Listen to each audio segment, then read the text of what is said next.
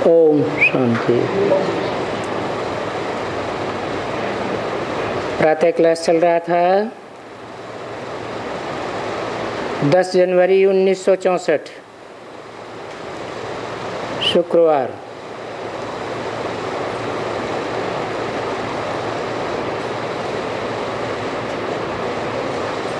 बच्चों को विचार सागर मंथन करना चाहिए, जबकि ज्ञान तुमको मिलता रहता है तो उसको ही कहा जाता है विचार सागर मंथन करने से उनमें से कुछ अमृत निकलेगा, मक्खन निकलेगा।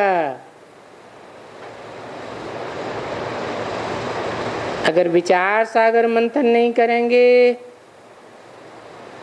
तो बाकी क्या मंथन करेंगे? बाकी तो आसुरी विचार मंथन करेंगे और उस विचार मंथन से कचड़ा ही निकलेगा।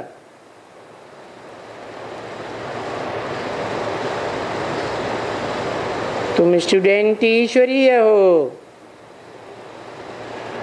और ये जानते हो कि बाबा हमको जो पढ़ाते हैं वो दुनिया में कोई नहीं पढ़ा सकता है, क्योंकि मनुष्य से देवता बनने की पढ़ाई सिर्फ बाप ही पढ़ाएंगे और दुनिया के मनुष्य तो ये पढ़ाई पढ़ा ही नहीं सकते। वो पढ़ाई पढ़ा करके इंजीनियर बनाएंगे, बैरिस्टर बनाएंगे, जज बनाएंगे, लॉयर बनाएंगे, मैकेनिक बनाएंगे, परंतु मनुष्य से देवता कोई नहीं बना सकते हैं।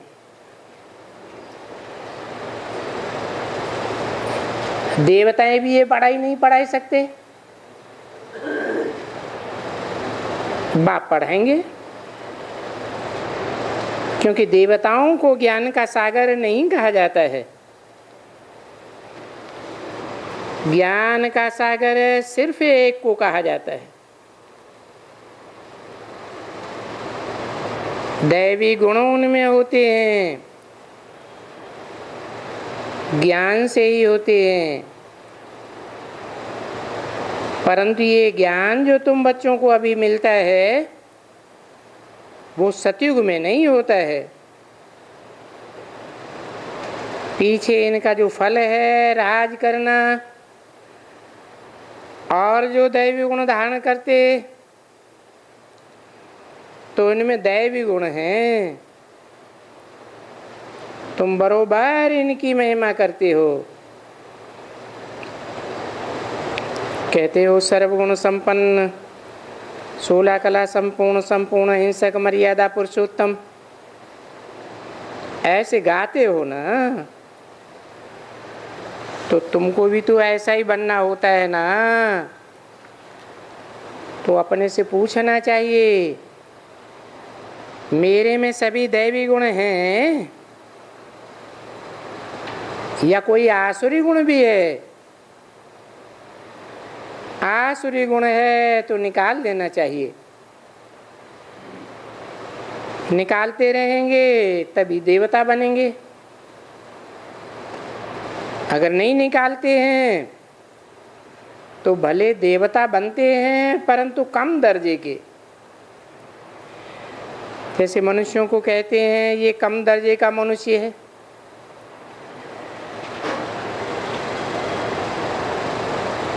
बातचीत इनकी इससे मालूम पड़ता है ये कम दर्जे के मनुष्य हैं। अभी तुम तो दैवी गुण धारण करते हो, तुम जानते हो कि तुम बहुत अच्छी अच्छी बातें सुनाते हो, ये भी जानते हो कि हम उत्तम दर्जे के बनने वाले हैं। इस संगम युग को कहा ही जाता है पुरुषोत्तम संगम युग, अर्थात पुरुषों में जो उत्तम हैं उनको पुरुषोत्तम कहा जाता है, और पुरुषों में उत्तम तो नारायण को ही कहा जाता है ना। तो पुरुषोत्तम नारायण का संगम युग है। सतयुग में भी नारायण तो होंगे, परंतु उनको पुरुषोत्तम नहीं कहेंगे। पुरुष शरीर को कहा जाता है, पुरुष अर्थात शरीर रूपी पुरी में शयन करने वाला आत्मा, और आत्माओं में उत्तम पार्ट बजाने वाला हीरो पार्टधारी, उनको कहा जाता है पुरुषोत्तम। उनका ये युग है पुरुषोत्तम संगम युग, क्योंकि तुम पुरुषोत्तम बन रहे हो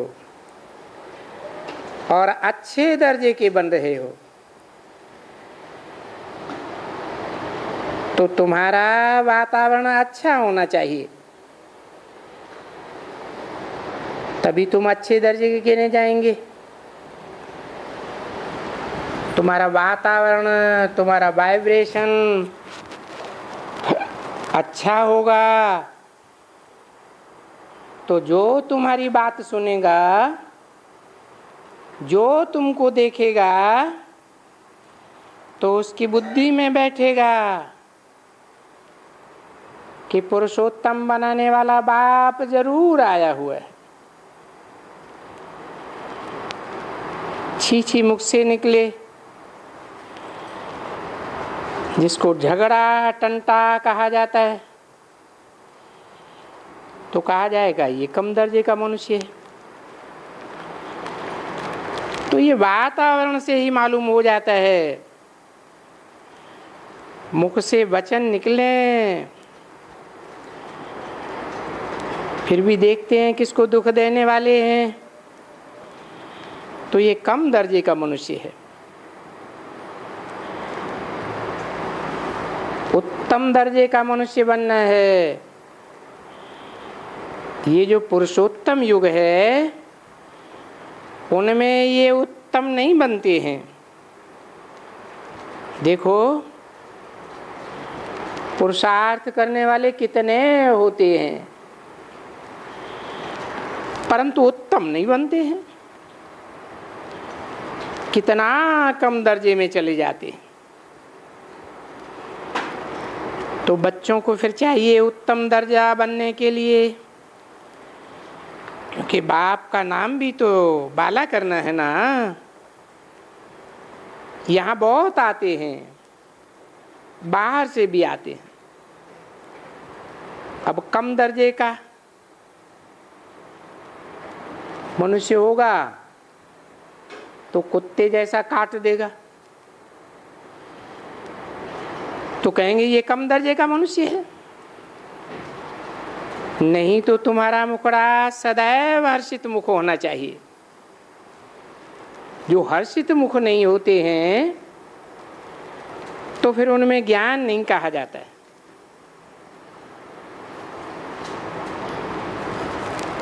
जैसा जैसा हर्षित मुख, क्योंकि तुम्हारे मुख से रतन निकलने का है।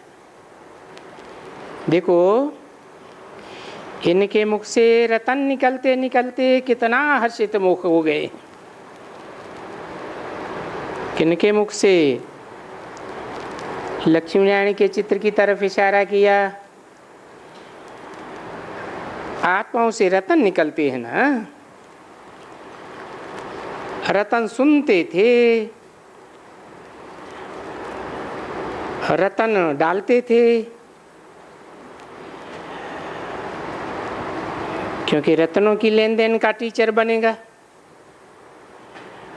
तो देखो कितनी खुशी होगी। फिर क्या खुशी होती है, ये ज्ञान के रतन जो हम लेते हैं, ये रतन फिर सच्चे रतन बन जाते हैं। ये हीरे मोती जवाहरात बन जाते हैं। ये नवरत्न की माला कोई हीरे वीरे की माला थोड़ी ही होती है। वो कोई हीरो पाटधारी नहीं होते हैं, वो तो जड़ रत्न है। नहीं, ये रत्नों की माला है, चैतन्य रत्न है।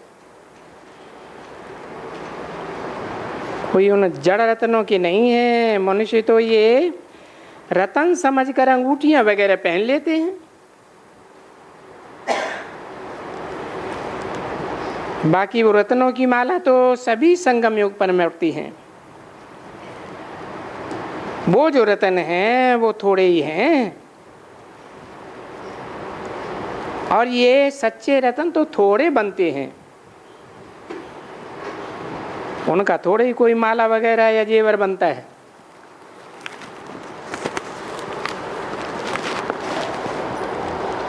नहीं, वो रत्न है जो भविष्य में 21 जन्म के लिए माला माल बनते हैं, क्योंकि वहां ढेर जेवर बन जाते हैं।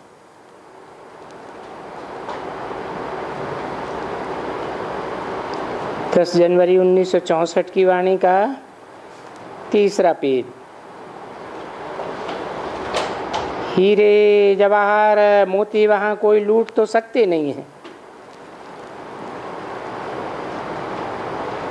यहाँ तुम ये रतन पहनो तो तुम बच्चों को कोई लूट ले जावे। तो अपन को बहुत बहुत समझदार बनाना चाहिए,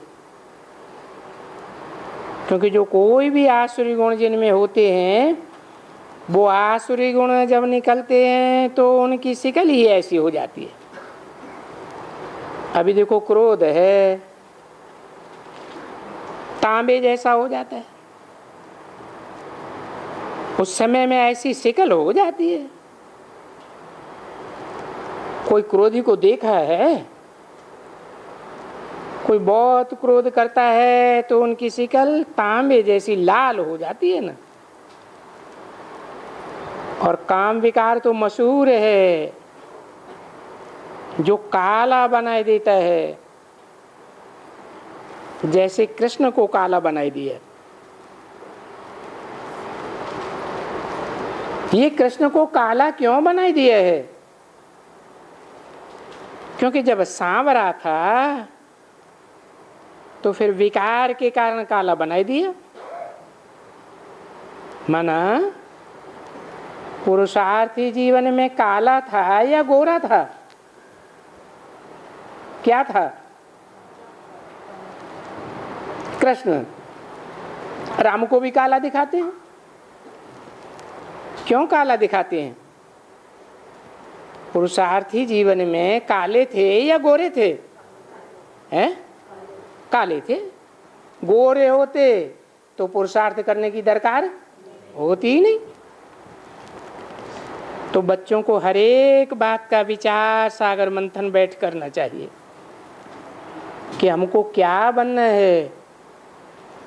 तो एकांत में पढ़ाई चाहिए ना। वो तो पाई पैसे की पढ़ाई। एक जन्म भी पूरा काम में आवे ना आवे, हद के मनुष्यों के द्वारा पढ़ाई हुई है। ये तो बेहद का बाप बैठ पढ़ाते हैं। ये पढ़ाई बहुत धन देती है। तो पढ़ाई जो बहुत ऊंची है तो उसमें बहुत अच्छा अटेंशन देना चाहिए। तुमने सुना होगा कि क्वीन विक्टोरिया का जो वजीर बना था कितना गरीब था।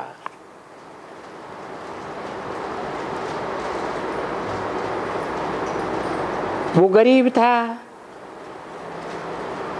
दीवा जला करके पढ़ाई पढ़ता था। अभी वो पढ़ाई तो कोई काम की नहीं। ये पढ़ाई कोई रतन थोड़े ही है। नहीं। और ये भी तो पढ़ाई है, अक्षर पढ़ते हैं, नॉलेज एक है।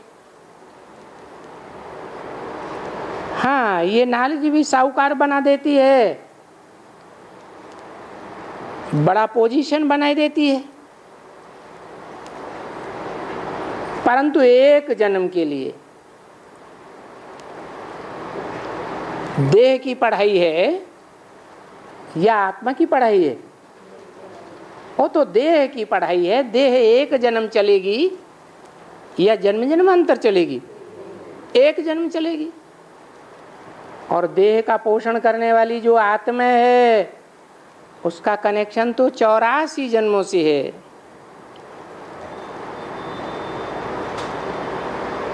तो वो पढ़ करके जाकर क्वीन विक्टोरिया का प्राइम मिनिस्टर बन गया।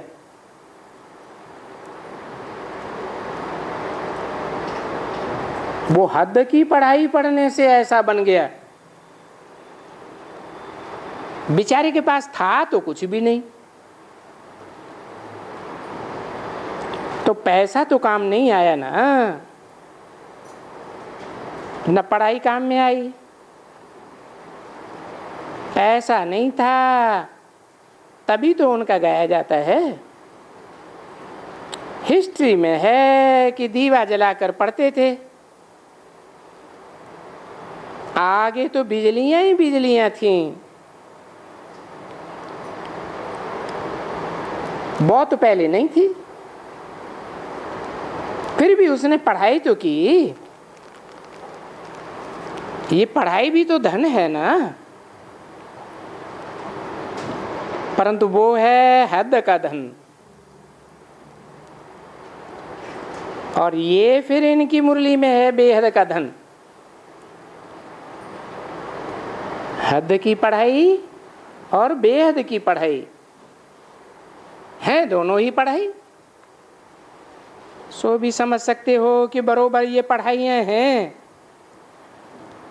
वो पढ़ते हैं अल्पकाल क्षण भंगुर सुख के लिए, वो भी कोई पक्का नहीं कि वकालत की पढ़ाई पढ़ने वाले को अल्पकाल का सुख भी मिले या न मिले, वकील बने या न बने। तो उस जन्म के लिए ही कहेंगे, पीछे दूसरे जन्म में तो वो पढ़ाई काम में नहीं आवेगी। फिर नए सिरे स्कूल में पढ़ो, कहाँ भी जाकर के कोई भी स्कूल में पढ़ो। और ये जो तुम ब्राह्मण पढ़ाई पढ़ते हो, अगर शरीर छूट भी जावे तो इस पढ़ाई की विशेषता क्या है? अगला जन्म लेंगे तो ये पढ़ाई साथ में जावेगी। ये धन कमाने के लिए वहाँ कोई पढ़ाई पढ़ने की दरकार ही नहीं होती है। बच्चों को तो अतिचार धन मिल जाता है, ढेर का ढेर, क्योंकि ये अविनाशी पढ़ाई है ना। तो पढ़ाई धन है, चाहे हद की पढ़ाई हो तो हद का धन मिले, बेहद की पढ़ाई है तो बेहद का 84 जन्मों का जन्म धन मिल सकता है। तो वो धन अविनाशी बन जाता है। 21 जन्मों के लिए तो पक्का है, फिर 21 जन्म के बाद 21 जन्मों की प्राप्ति के आधार पर 63 जन्मों का भी हिसाब बन जाता है।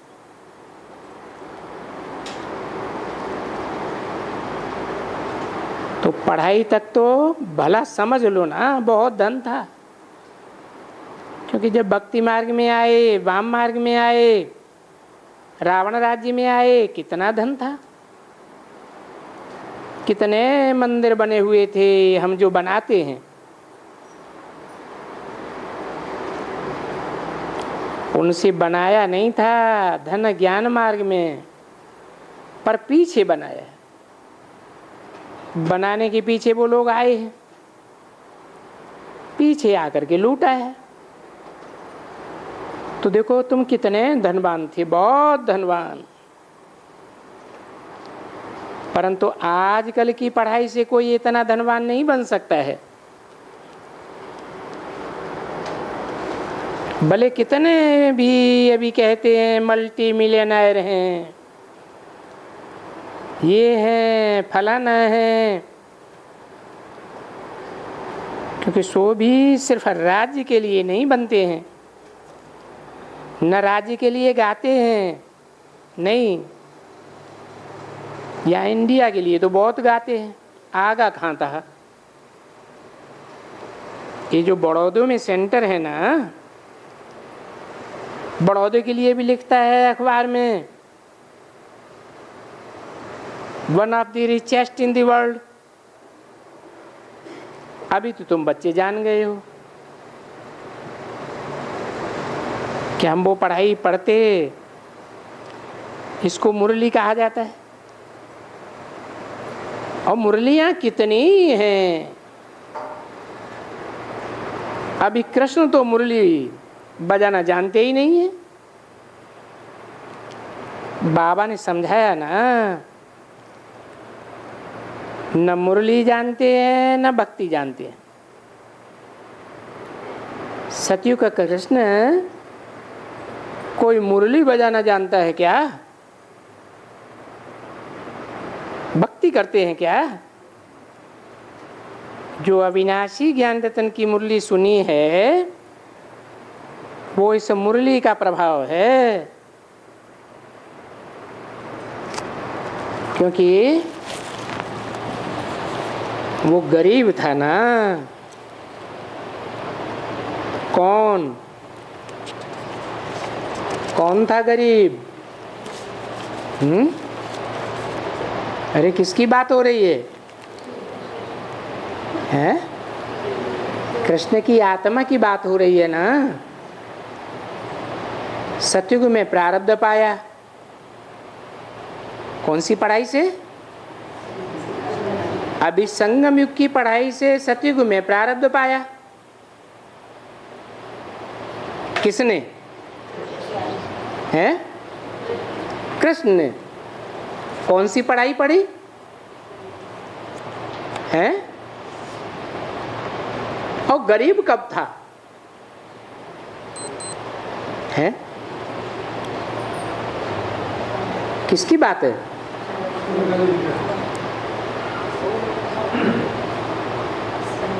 जो सतयुग में कृष्ण पैदा होता है, वो तो अपने पूर्व जन्म में गरीब नहीं था, दुनियावी हिसाब से भी।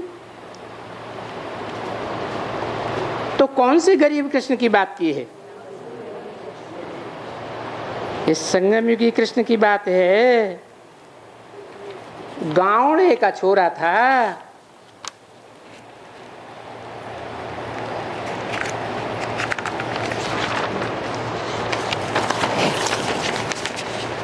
हैदराबाद गाँवड़ा है? गाँवड़ा है नहीं।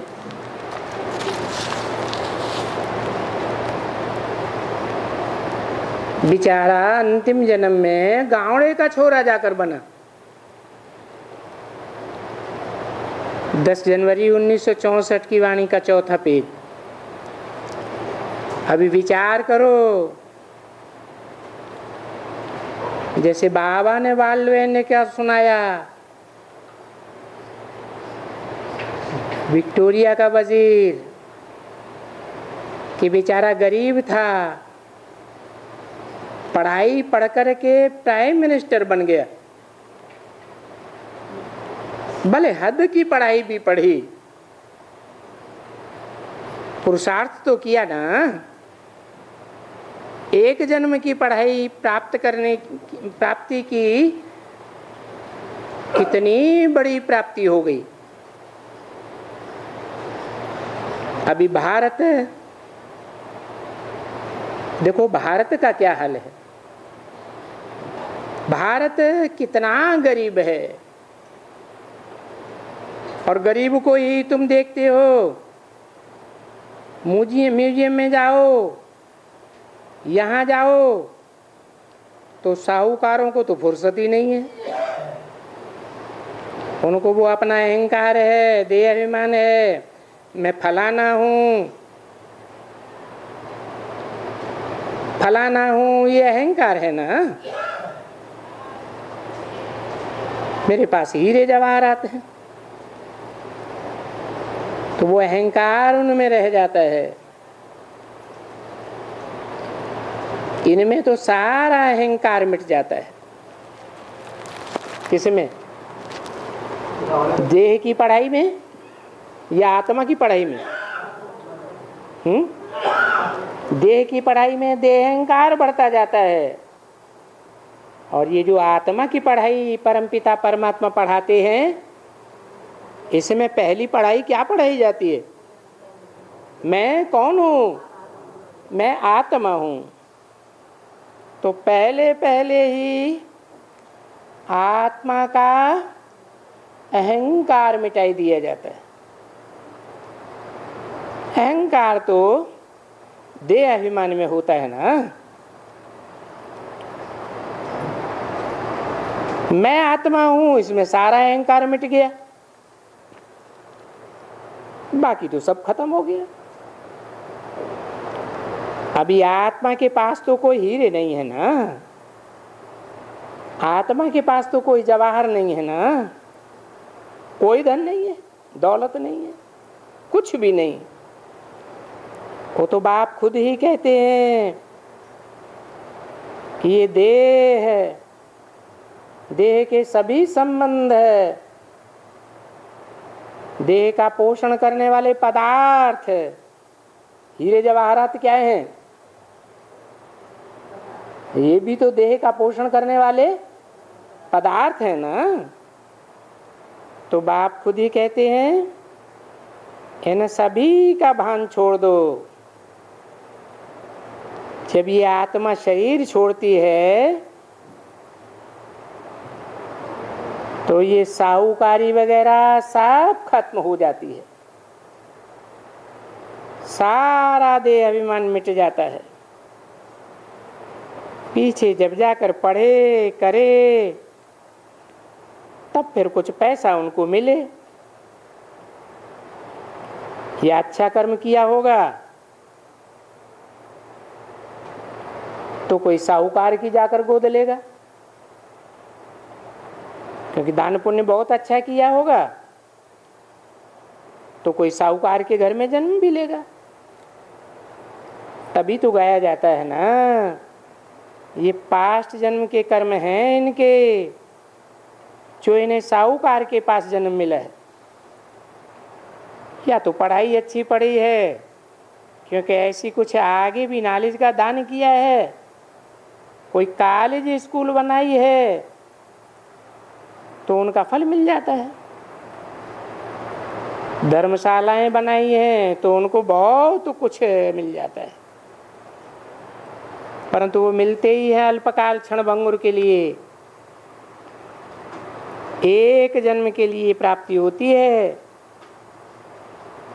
यहाँ तो 21 जन्मों के लिए फिक्स है, क्योंकि बाप ने समझाया है यहाँ दान पुण्य किया जाता है, सतयुग में तो दान पुण्य नहीं किया जाता है। वहाँ किसको दान पुण्य करेंगे? वहाँ कोई गरीब होता है क्या? जबकि हैं सभी साहूकार, वहाँ गरीब कोई होता ही नहीं है, तो दान पुण्य थोड़ा ही होता है। इसलिए जो भी कर्म करते हैं तो अच्छे ही कर्म करते हैं, क्योंकि उनको पहले ही वर्षा मिला हुआ है। अभी का वर्षा तुमको मिलता है, तुम जो भी कर्म करेंगे सो अच्छा ही करेंगे, क्योंकि श्रीमत पर करेंगे, विकर्म बनेगा ही नहीं, कोई का भी विकर्म नहीं बनेगा। क्योंकि वहां सतयुग में तो रावण होता ही नहीं है, विकर्म गरीब का भी नहीं बनेगा। यहाँ तो कितना भी साहूकार हो, कितने विकर्म बनते हैं, विकर्म बनते हैं तभी तो अंत समय में हार्ट फेल होते हैं। क्या कहा? हार्ट फेल होने का कारण क्या बताया है? तो ब्रह्मा बाबा ने विकर्म किए थे जो हार्ट फेल हो गया।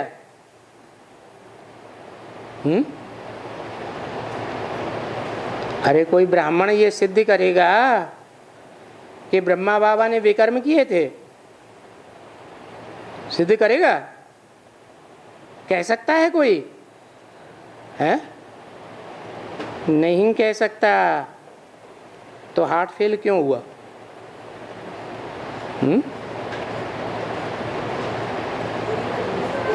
कर्म तो किए।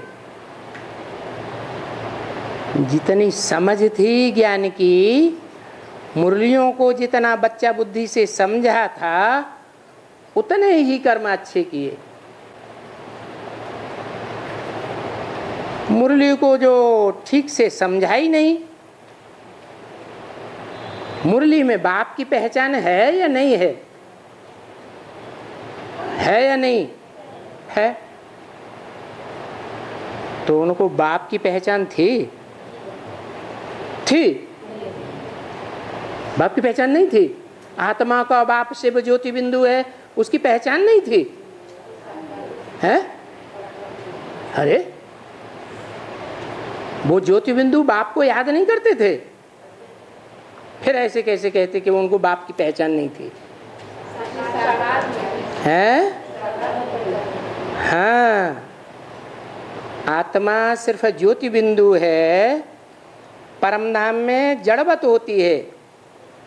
आत्मा अकेले कुछ नहीं कर सकती जब तक शरीर धारण न करे। तो शिव बाप ने कौन सा मुकर्रर रथ धारण किया था, इस बात की उनको जानकारी नहीं थी। यज्ञ के आदि में भी शिव बाप ने कौन सा मुकर्रर रथ धारण किया, जो आदि में भी मुकर्रर रहता है, मध्य में भी मुकर्रर रहता है, और जब इस सृष्टि का समूल विनाश होता है तो भी वो रथ मुकर्रर रहता है। उस रथ की उनको जानकारी नहीं थी। बाप की ही पहचान नहीं तो सारा ज्ञान कैसा हो गया? बेकार हो गया, क्योंकि बाप से ही सारा वर्षा मिलता है। तो विकर्म बनते हैं ना समझी के कारण। बीमारी सीमारी वगैरह ये सभी होता है, ये कर्म विकर्म बन जाते हैं क्योंकि विकार में जाते हैं ना। है? ब्रह्मा बाबा विकार में जाते थे? हाँ? अरे विकार में जाते थे या नहीं जाते थे? अरे चुप, सारा बेसिक ज्ञान एडवांस ज्ञान सारा गुप्त। अरे विकार में जाते थे या नहीं जाते थे, या हाँ या ना? नहीं जाते थे। अच्छा, बच्चों को गोद में लेते थे या नहीं लेते थे? इंद्रियां फुल कंट्रोल में थी या नहीं थी? कर्मेंद्रिय जीत थे या नहीं थे? अरे ये डबल डबल बातें क्यों?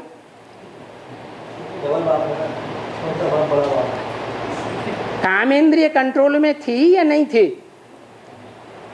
काम जीते जगत जीत बने थे या नहीं बने थे? जब नहीं बने थे तो विकर्म बनेंगे या नहीं बनेंगे? हैं? बनेंगे।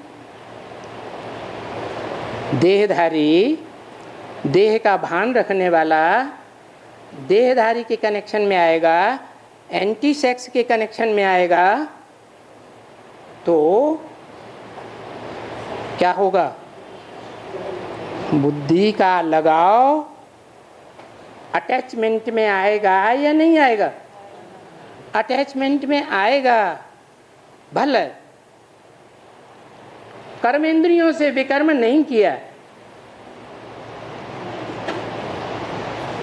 काम विकार के फोर्स में आकर, जैसे सब पुरुष जिन्हें दुर्योधन दुशासन कहा है वो विकर्म करते हैं, विपरीत कर्म करते हैं दुख देने का, वो नहीं किया। लेकिन क्या मनसा में जब उत्तेजना बढ़ जाती है तो डिस्चार्ज होता है या नहीं होता है? हैं? गोद में लेने से भी डिस्चार्ज होगा या नहीं होगा? डिस्चार्ज होता है। स्त्री जाति का भी होता है, पुरुषों का भी होता है। तो शक्ति क्षीण हुई या नहीं हुई? शक्ति क्षीण होने को ही पतन कहा जाता है, पतित कहा जाता है। यादगार शिव के मंदिर में रखी हुई है, जलाधारी में शिवलिंग रखा हुआ है, क्या पतित होता है? हैं? शक्ति क्षीण होती है उसकी? नहीं होती, तभी तो पूजा जाता है। नहीं तो क्यों पूजा जाता है शिवलिंग? है नहीं, बाप की तो उनको पहचान ही नहीं थी। यज्ञ के आदि में जो बाप का पार्ट बजाया, ज्ञान का बीज बोने वाला बाप, उसकी तो उनको पहचान अहंकार के कारण नहीं हुई। क्या अहंकार है? नहीं, उनका ये अहंकार था, ये जो भागीदार है ये तो मेरे दुकान में मेरा नौकर था, मैनेजर था। क्या था?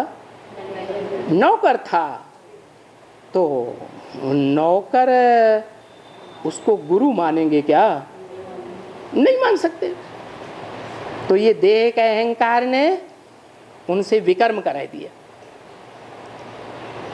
इतना बड़ा विकर्म बनता गया कि अंत में जिसका अंजाम क्या हुआ? हार्ट फेल हो गया। तो विकार में जाते हैं तो विकर्म बन जाते हैं, विकारी कर्म बन जाता है। यानी जो भी कर्म करते हैं वो विकर्म बन जाते हैं। गोद में लेना करना ये भी कर्म है या नहीं है? कर्म तो है। फिर अगर उसमें शक्ति क्षीण हो जाए तो विपरीत कर्म हुआ या श्रीमत के अनुकूल हुआ? विपरीत कर्म हो गया। वहां सतयुग में तो विकार में नहीं जाते, विकार में ही नहीं जाते हैं तो विकर्म कैसे बनेंगे?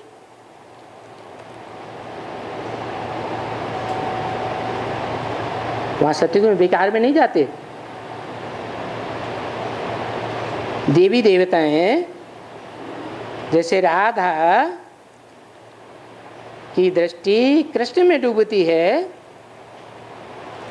कृष्ण की दृष्टि राधा में डूबती है, अथवा देवताएं एक दूसरे को गोद में लेते हैं तो उनका विकर्म नहीं बनता है? बनता है। क्यों? हाँ, क्योंकि वहां सब देवताओं की आत्मिक दृष्टि होती है, देह का भान होता ही नहीं। तो सारा मदार है विकार के ऊपर। माने विपरीत, कार माना कार्य। कर्म करें, कर्म धारा बगैर मनुष्य रह नहीं सकता, चाहे देवता हो, चाहे मनुष्य हो, चाहे राक्षस हो। कर्म तो करना ही है, परंतु कैसा कर्म? श्रीमत के विपरीत कर्म नहीं। श्रीमत अव्वल नंबर क्या है? अपन को आत्मा समझो। तो देवताएं अपन को क्या समझते हैं? सदैव आत्मा समझते हैं। तो ये है माया का अवगुण। क्या है? विकार। माने विपरीत, कार माना कार्य, काहे के विपरीत, श्रीमत के विपरीत कार्य। इसको गुण तो नहीं कहेंगे ना, ये माया का अवगुण है, रावण का अवगुण। जो अब देखो मनुष्य विकारी बन जाते हैं, तो क्या कहेंगे, ब्रह्मा बाबा मनुष्य थे या देवता थे? हैं? मनुष्य थे। मनुष्य थे तो विकार से विकर्म बनेगा या नहीं बनेगा? या तो देवता बन जाए तो विकर्म नहीं बनेगा, क्योंकि देवताएं आत्मिक स्थिति में होते हैं।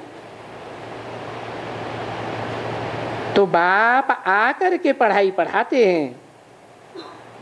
कौन है? कौन?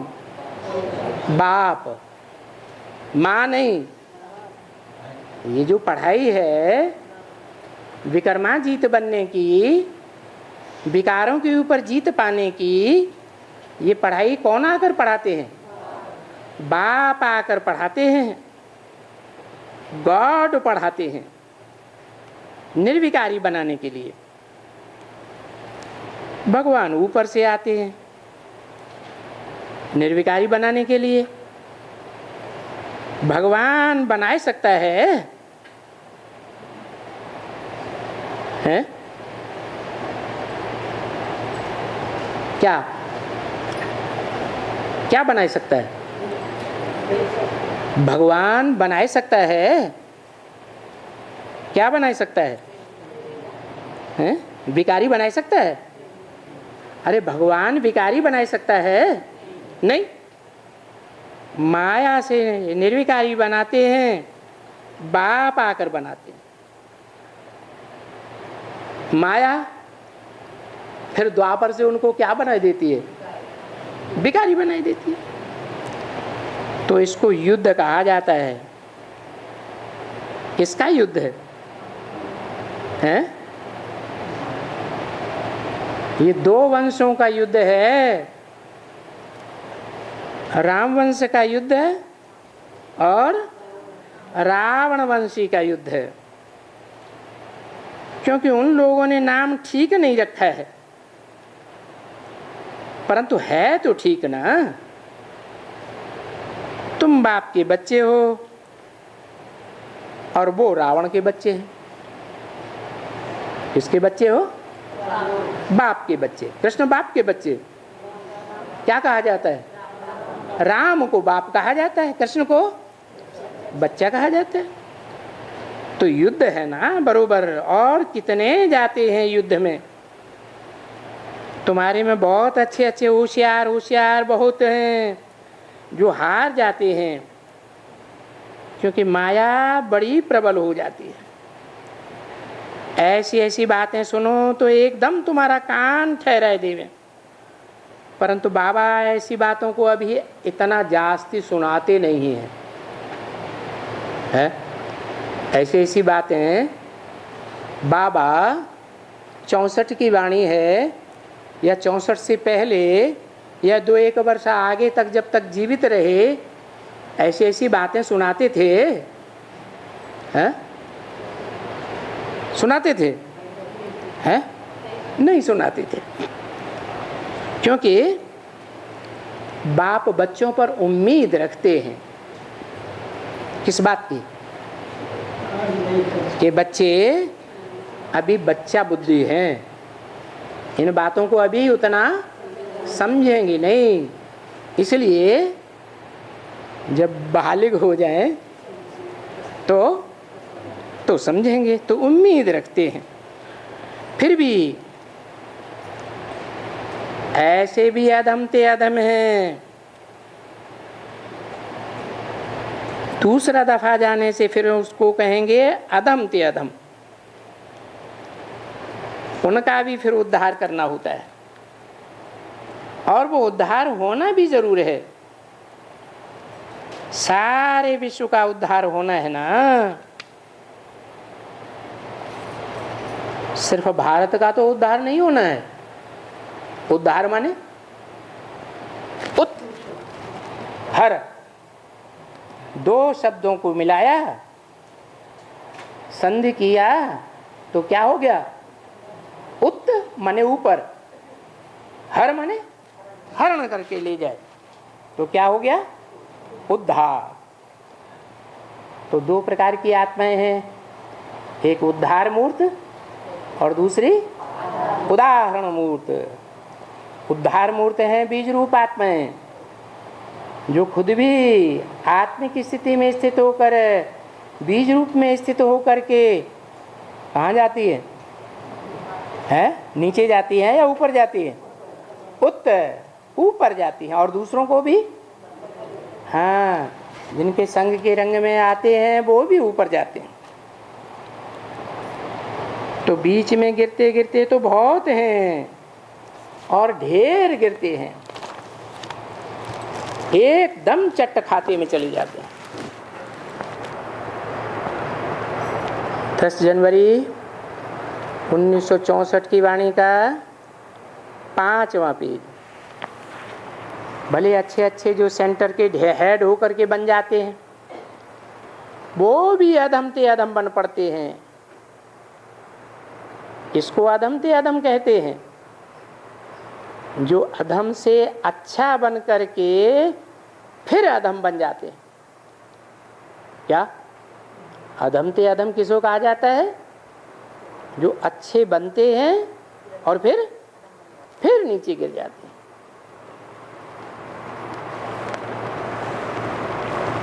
ऐसे भी तो होते हैं ना, ऐसे नहीं समझो कि नहीं होते हैं, होते हैं। ऐसे अधम ते अधम का भी उद्धार करते हैं। अधम तो हैं ही, सब रावण के राज्य में, फिर भी बाप आकर उद्धार करने की कोशिश करते हैं, और फिर गिरते हैं तो बोलते हैं देखो अधम ते अधम है। तो ऐसों को सजा भी कड़ी मिल जाती है, बहुत कड़ी सजा मिल जाती है, बहुत अधम बन जाते हैं। पर उनका चेहरा इतना नरम नहीं होता है। कौन? जो अधम बन जाते हैं, उनकी पहचान क्या बताइए? हैं? उनका चेहरा इतना नरम नहीं होता है।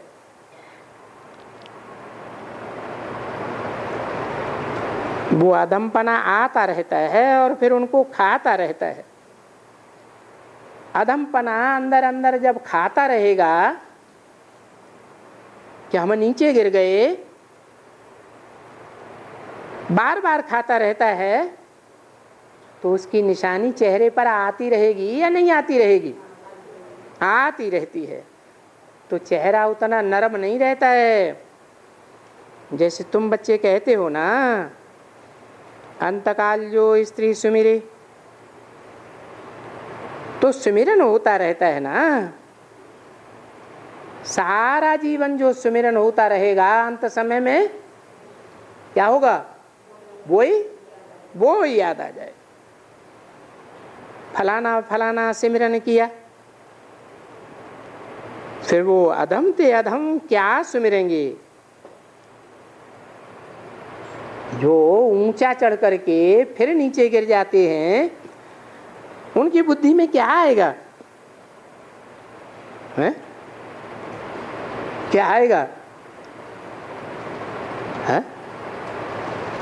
नीचे चढ़े, इंचार्ज बना दिया गया, किसी बड़े सेंटर के इंचार्ज बन गए, फिर अधम काम कर लिया, तो उनको क्या याद आता रहेगा? हैं? अरे बड़प्पन याद आएगा, नीचे गिरना बार बार याद आएगा। उनकी बुद्धि में वो ही अधमपना याद आता रहेगा कि हम नीचे गिरे हैं। तो फिर उनका भी उद्धार करता हूँ। फिर वो भी सतयुग में तो आ जाएंगे ना। तो बाप बैठकर बच्चों को ये सभी नई बातें समझाते हैं। जो फिर कल्प के बाद सुनते हो। भक्ति मार्ग में ये सभी बातें होती ही नहीं हैं, ज्ञान ही नहीं है ये षष्ठी चक्र का कैसे फिरता है। तो फिर इन बातों को जानवर सुनेंगे क्या? मनुष्य तो सुनेंगे ना। मनुष्य तो गायन करते हैं, षष्ठी चक्र फिरता है, कैसा फिरता है, कितना समय लगता है तो अज्ञानी। जानवर तो मुख से कुछ भी कहते नहीं हैं, मनुष्य कहते हैं मुख से, बाकी कहते तो जरूर हैं। आपने समझाया है ना, मनुष्य तो मेरे लिए मनुष्य हैं, ये भी मनुष्य है। क्या कहा? किसकी तरफ इशारा किया? ये भी मनुष्य है।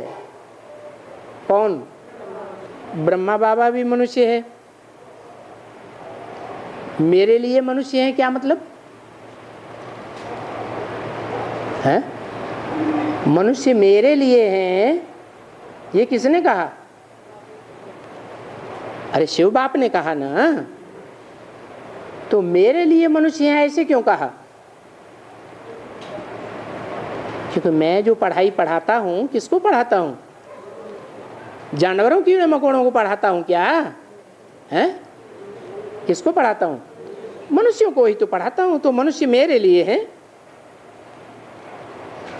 कृष्ण को क्या कहेंगे? दैवी गुण वाला मनुष्य होने के कारण उनको देवता कहा जाता है। फिर भी है तो मनुष्य ना, दूसरा कोई फर्क तो नहीं है। सामने देखो, इनको तन भी है, नाक भी है, कोई फर्क थोड़ी ही है। ये भी मनुष्य, तुम भी मनुष्य। तो अभी तुम बच्चों को मालूम पड़ा कि ये देवता कहने वाला ये कैसे बन सकते हैं? फिर बनते हैं तो फिर कैसे गिरते हैं? ये सभी तुम बच्चों को अच्छी तरह से मालूम हो गया है। कैसे देवता बनते हैं और कैसे नीचे गिरते हैं। देवता कैसे बनते हैं? है?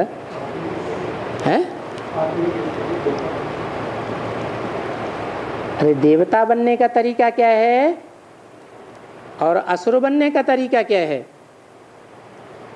कैसे बनते हैं? अरे संग के रंग से देवता बनते हैं और संग के रंग से असुर भी बनते हैं।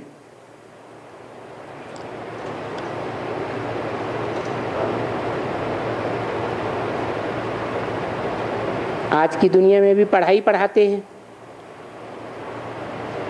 डॉक्टर बनाते हैं, वकील बनाते हैं, तो किसका संग लेना पड़ता है? डॉक्टर और वकील का संग लेना पड़ता है ना, कि बिना संग के बन जाते हैं? नहीं बन सकते। तो देवता कैसे बनेंगे? देवता बनाने के लिए भी किसका संग लेना पड़े? देवता का ही संग लेना पड़े।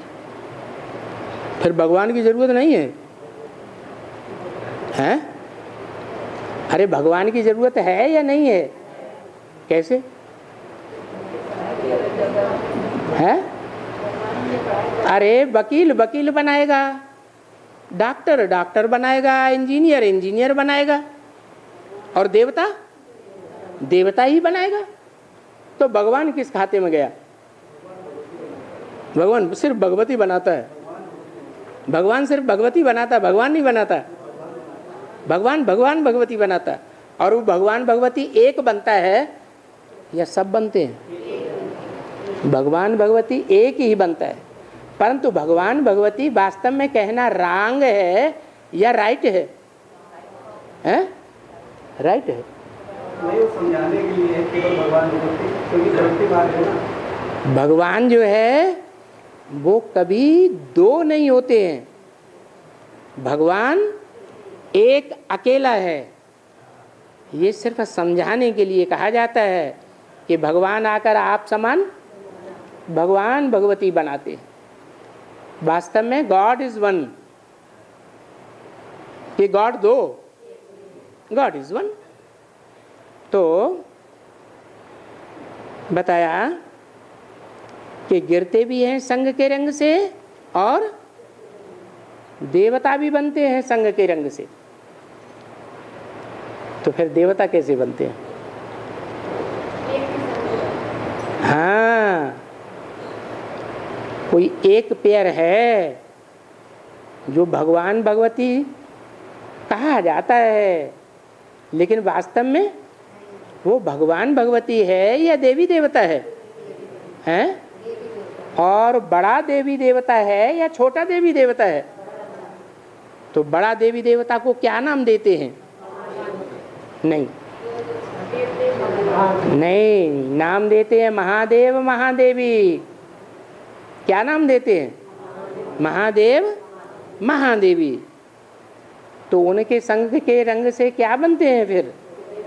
देवी देवता बनते हैं। तो तुम कैसे गिरते हो और कैसे चढ़ते हो?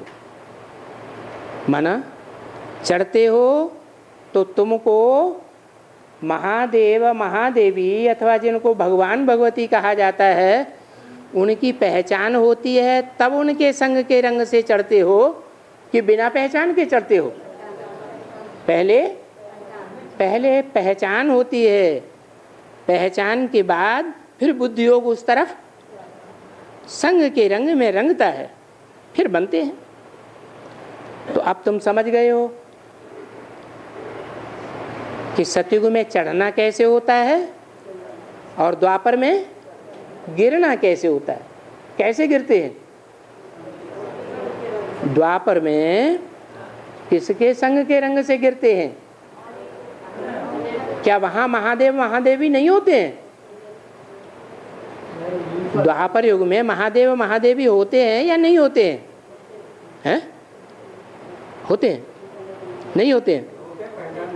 हाँ होते हैं, लेकिन उनकी पहचान नहीं होती, क्योंकि देवताओं को ही ज्ञान नहीं होता।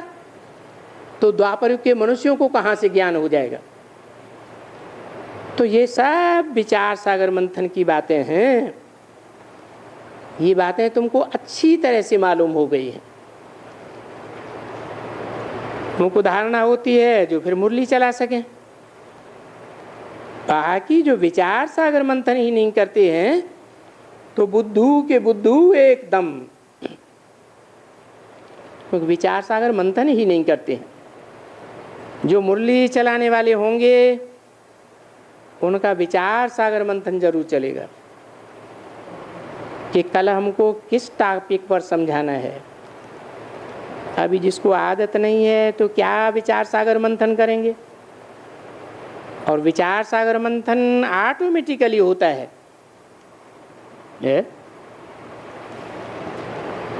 विचार सागर मंथन करने की प्रैक्टिस करनी है या विचार सागर मंथन ऑटोमेटिकली होता है? कैसे होता है? हैं? अभी तो कहा ऑटोमेटिकली होता है। प्रैक्टिस करना है, फिर ऑटोमेटिकली होने की क्या जरूरत? ऑटोमेटिकली भी तब होता है जो आत्मिक स्थिति में बिंदु रूप स्टेज में टिकने की प्रैक्टिस पक्की करते हैं। जितना बीज रूप स्टेज में टिकेंगे तो बीज विस्तार को अपने आप प्राप्त कर लेता है। क्या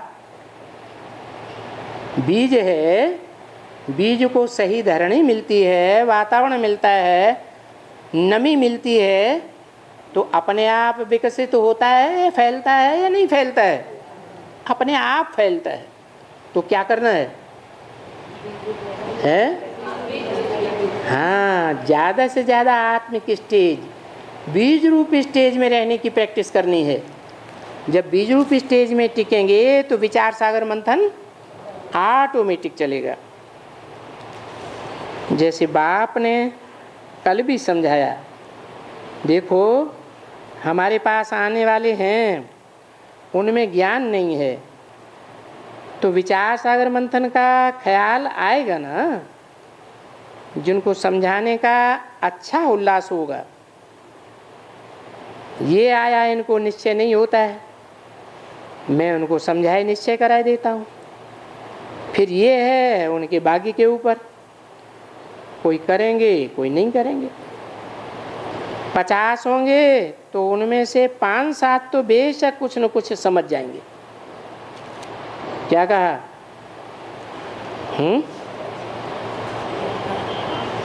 कुछ न कुछ समझ जाएंगे या 10 समझ जाएंगे,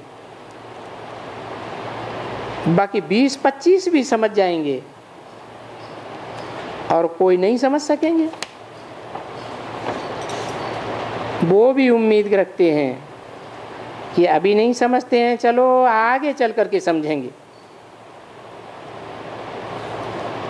आगे चल करके क्यों समझेंगे, अभी क्यों नहीं समझते हैं? अभी इसलिए नहीं समझते कि ज्ञानियों का झाड़ छोटा है या बड़ा है।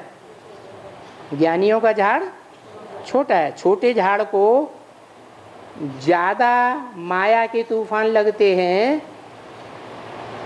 तूफान ज़्यादा नुकसान करते हैं छोटे झाड़ को, या बड़े झाड़ को ज़्यादा नुकसान करते हैं? छोटे झाड़ को ज़्यादा नुकसान करते हैं। तो अभी नहीं समझते हैं, आगे चल करके समझ जाएंगे जब झाड़ बढ़ेगा। तो उम्मीद रखनी चाहिए ना, क्योंकि उम्मीद रखना ही सर्विस करने का शौक कहा जाता है। आएंगे भी, थक नहीं जाते हैं, इसमें थकना नहीं है। देखते भी हो बरोबर कि 2-2 साल, 1-1 साल नहीं आते हैं, फिर चले आते हैं। जो आते हैं 1 साल के बाद, 2 साल के बाद या और साल के बाद, तो क्या उनको ज्ञान नहीं देंगे? देंगे या नहीं देंगे? जरूर देंगे। भले कोई गिरा हुआ है, अधम ते अधम है, अधम से चढ़ करके फिर अधम बना है,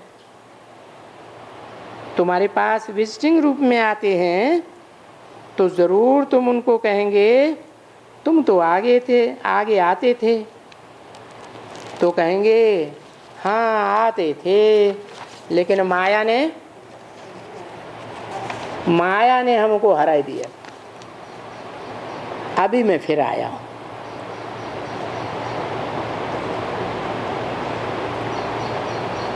तो ऐसों की भी सेवा करनी है। क्या वो फिर आएंगे नहीं जो चले गए हैं? हैं? क्यों आएंगे? क्योंकि हट्टी एक ही है दुनिया में। सबकी गति सदगति की हट्टी एक ही है। बेचारे जाएंगे कहाँ? बोलेंगे हराए लिया तो भाग जाओ, ऐसे बोलेंगे क्या? हैं? तुमने हरा लिया तो अब भाग जाओ, बोलेंगे? नहीं। ऐसे बहुत ढेर आते हैं, ढेर के ढेर आते रहेंगे।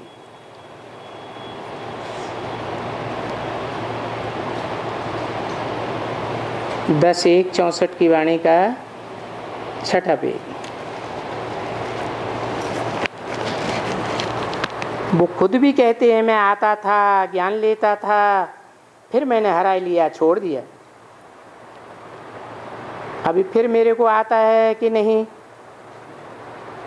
क्योंकि ज्ञान तो बहुत अच्छा था, उस समय मुझे बहुत अच्छा लगता था, फिर मैं हार गया।